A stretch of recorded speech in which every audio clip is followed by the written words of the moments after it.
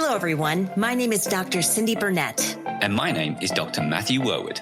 This is the Fueling Creativity in Education podcast. On this show, we'll be talking about creativity topics and how they apply to the field of education. We'll be speaking with scholars, educators, and resident experts about their work, challenges they face, and digging deeper into new and varying perspectives of creativity. All with the goal to help fuel a more rich and informed discussion that provides teachers and parents with knowledge they can use at home or in the classroom. So let's begin. Hello and welcome back to our third episode in our first ever Listen and Learn summer series. Now, as a reminder, this summer 2023, we will be sharing 10 actions that teachers can take to help facilitate or enhance creativity in the classroom. These 10 actions emerge from over 200 tips that we've gathered during our podcast interviews with creativity researchers, practitioners, and talented educators. Now, during each episode of our Listen and Learn summer series, we will share one action and encourage you to generate a 1 or 2 sentence summary of how you can apply that action in your classroom during the upcoming school year. To help you with this task, we've created a Google spreadsheet that lists the action, includes some key takeaways from Matt and myself, and a space for you to include your 1 or 2 sentence summary. The link to this spreadsheet is included in each episode's description. Additionally, if you want to join me in an online discussion, check out the creativethinkingnetwork.com, where I will be debriefing each of these tips each week. So our action for episode 3 is be open. And our first interview clip comes from our discussion with creativity researcher and now popular author, Scott Barry Kaufman. Be open to new ports that you might be wanting to sail to throughout the course of your semester. Encourage dissent in your classroom, respectful dissent, and model openness. Encourage dissent. What do you think of that? Well, I think dissent in this context is potentially part and parcel of not always having a dedicated port to which you're sailing to. It's the concept of what Dr. Joe Renzulli had referenced in our first episode of this Summer and Learn series, where he said no predetermined answer. And so the problem is if you kind of know what port you're heading toward and you've identified the predetermined answer or response or outcome that you want from the activity and someone challenges that, then it can be interpreted as dissent. And I think that if we're too constrained, if we've got that really kind of like determined port where we're going to land, then we are to a certain extent creating a situation where we may get dissent. And if we push back on that dissent, we are in essence saying, no, there's one single right answer and you're challenging that single right answer. And I think that's where we get ourselves into problem in education. I agree, Matt. And I think dissent is very challenging for educators because you don't want students to go against what you're saying or challenge the existing things that you're teaching. But I think it's a really important skill to have. And I think it goes back into, respectful debate and being able to debate concepts that you're teaching and talk about the different perspectives and to stretch your mind and ask questions, going back to the curiosity piece, which I think being open and curious are two skills that go hand in hand. Because if you're open, then you can then get curious and start to ask questions. You know what I like about that is the word respect and connecting it to dissent, I think is an important thing for us just to spend some time talking about, because I am okay when students challenge me in my classroom, whether they think they should have a higher grade, whether they're not happy with an assignment or a framework that I've created for a project. I'm really receptive to them pushing back. But I want the conversation to be conducted in a respectful way, and to connect it to being open. I'm open to that dissent so long as it's a two-way discussion. I'm going to listen to what you're saying. I'm going to work hard and be open to your perspective. But I also need you to be open to my perspective. Right. And I think that's that kind of like respectful debate that you're talking about. And and what you're making me realize is that part of being open is create an environment where we've got that respect, and also recognizing when working with young people that we might need to help them recognize how to be respectful when questioning or pushing back on an assignment, or questioning and pushing back on something that we are asking them to do.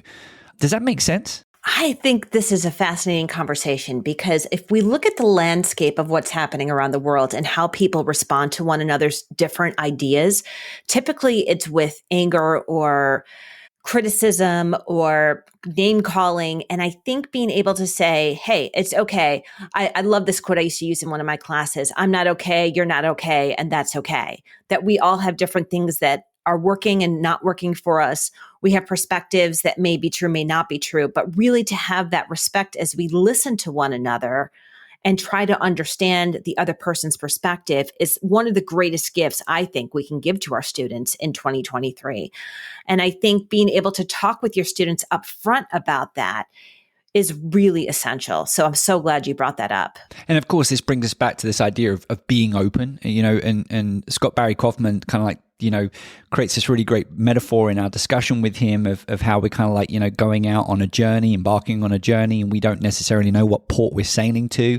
And I think that, again, it's very important that we remain flexible to a certain extent, that we can change or modify based on the feedback we're getting from our students, and perhaps be open to the fact that that feedback might initially come over as dissent, but we need to be open to the possibilities that it's not actually meant as dissent. It's actually an opportunity for us to improve the learning experience and have a better understanding of our students' wants and needs. It doesn't necessarily mean we always have to respond exactly in the way they want us to respond. But to your point, Cyndi, in today's world, isn't one of the most important things that we can do is just nurture the skills we need to have productive discussions. So I think it's now time to listen to our second clip from Patrícia Alves-Oliveira.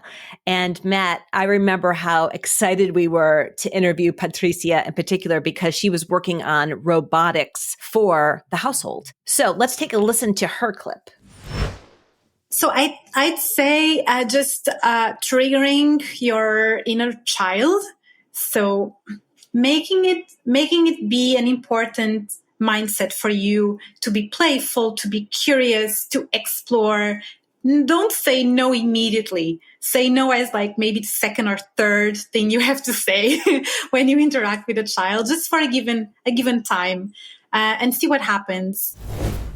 How quickly do you say no, Matt? So actually, interestingly enough, I don't say no a lot. And someone recently said that, is that an English thing? Because they said that there's a few other English people that they know who don't say no. So I use other words, I think. So I use words such as, well, I think it's better if, or I'll say, well, I'm suggesting you do this. And they really are strong suggestions. But I generally don't like saying no. And I've told my students multiple times that I don't like closing the door to anything, because realistically with me, I'm changing my mind every 5-10 minutes anyway. So, I've always got all the doors open, and I'm interested in keeping as many doors open as I can. So interestingly enough, in this scenario, I actually probably need to say no a little bit more than I do. And so I'm going to throw this back to you and say, how often do you say no? And is there a danger when we don't say no? It's interesting that you say that, Matt, because I have always used the phrase, the only thing I'm married to is my husband, that you could pretty much change my mind on anything, that I will stay open to it. And I once had a group of students who said to me, maybe you need to judge a little bit more, or be more decisive, or say no to us sometimes, because I think as an educator, being so open and really giving people opportunities to explore things, sometimes it may be too much. So the polarity goes in the other direction. And it's funny, in my household with my 2 teenage children, I really try to stay open as they talk to me about things, and not try to criticize or give them answers. I just try to really stay open by relaxing and listening and understanding. And it was funny, I was at the mall the other day with my daughter, and we saw someone that was dressed in an outfit that was really outlandish. We'll just leave it at that. And my daughter looked at me and she said, "Mom, I can tell what you're thinking right now." And I said, "What's that?" She said, "You're thinking, I'm really trying to stay open, but this one's a challenging one." And it really was, but I really try to model that for my students and for my family, that I'm an open-minded person and I'm willing to relax and listen and understand. But sometimes it does take over. But I think in some ways that example is highlighting this action of being open, is that you're reflecting and monitoring your openness. Yeah. If you listen to that story, you're constantly thinking about it. And so I think really this action perhaps is for those educators that do, create environments that might be a little bit too rigid. I mean, I think we discussed this maybe in later tips about this idea of creativity lacks constraints, but environments that perhaps a little too rigid, don't have a lot of flexibility, where they do generate lots of questions, perhaps questions like dissent, and you as an educator are pushing back and using the word no a lot. I think this might be one of those actions that maybe you think about and reflect on a little bit. Love it. So before we go, we want to remind our listeners engaged in our Listen and Learn summer series that we are raffling away various prizes. But we need you to do a few things to get those prizes. So first, you need to listen to the end of every episode where we will provide you with a single letter, and that single letter will help you identify a special code word.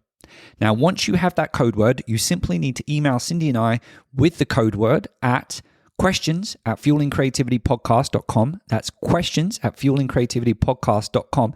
And within that email, you need to provide us with a 1 or 2 sentence summary of how you plan to implement one of our 10 actions for creativity. And then you get to choose a prize, so long as this email comes to us before the end of August 2023. So we are ready to give you your special code letter. And this is the 3rd letter in our 11-letter word. Matt, are you ready? Do you want to give them the letter? Yes. The letter is I for... As in igloo. Yes, igloo. I was going to say igloo. Were you going to say igloo too? Yes. Now you've got to give another word. Igloo. Innovative. Innovation. Installation. Insight. Idea. Idea. I like that one. We'll finish it there. My name's Dr. Matthew Werwood. And my name is Dr. Cyndi Burnett.